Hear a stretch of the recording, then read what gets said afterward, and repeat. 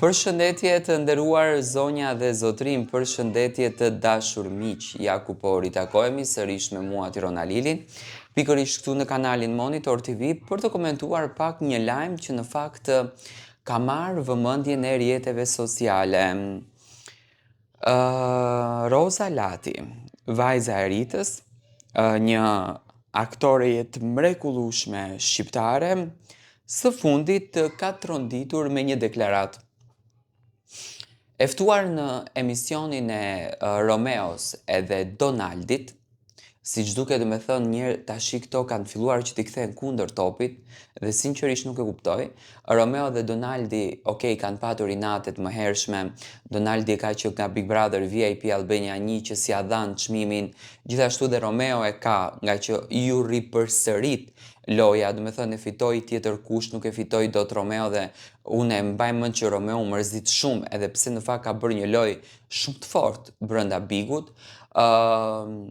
Gjithashtu dhe Arbana tashi me Fermën, do me thënë shumë të thyer me këtë produksion. Së fundmi Roza Lati ka dhënë një deklaratë shokuese. Ajo ka thënë që Top Channel-i dhe Big Brother-i konkretisht e lanë pa bukë. Ç'në kuptim e lanë pa bukë.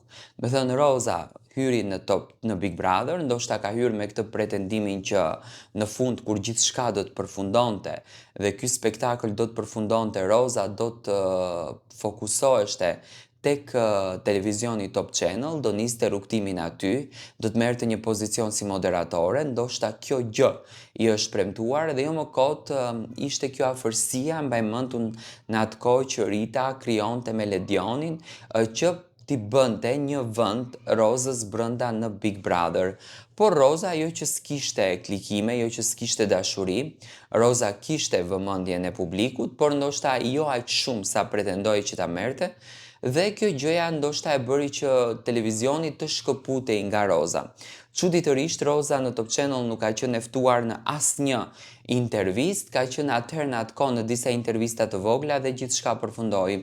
Roza tha që televizioni Top Channel e la pa bukë, që nuk kupton, domethënë e ka nxjerr nga puna atje ku punonte, ku e bënte emisionin e saj shumë të suksesshëm, shumë të bukur dhe përfundoi tashmë në një kanal në YouTube duke bërë humor me Ritën për të përfituar për interesin e tyre. Dhe kjo gjë siç duket e ka agravuar Rozën për t'i folë këto fjalë.